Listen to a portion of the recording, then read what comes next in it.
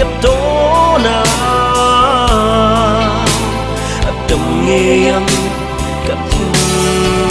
lại na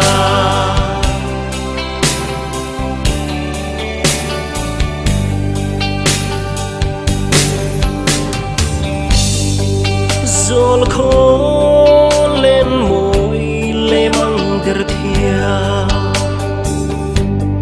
cả đồn lung rupia thu ti lần rồi tôn măng môn ăn chẳng dấu ta arang cả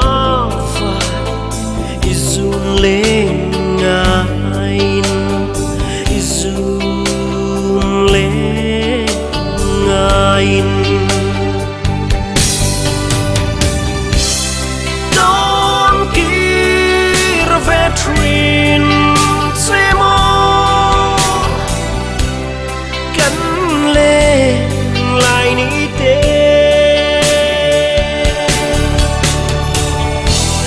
la mong lâu lết lẽ là nếm tiền cất tố na đầm nghe âm cất lại na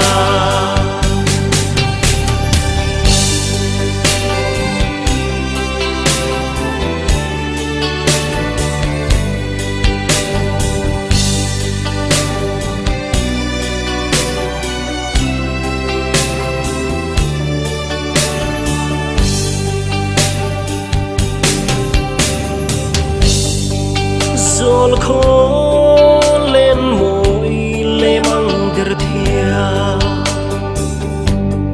cả đồn lung rupia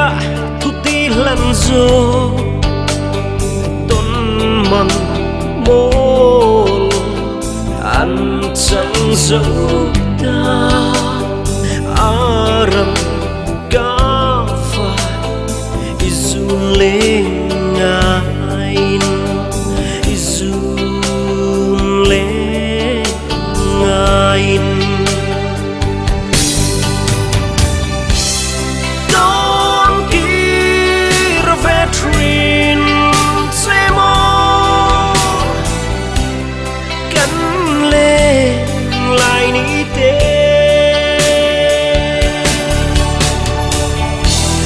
la mong lâu lết lẽ là nếm tiền cất tố na đầm nghe âm cất lại na don kir vetrin semo kan lên lại ni te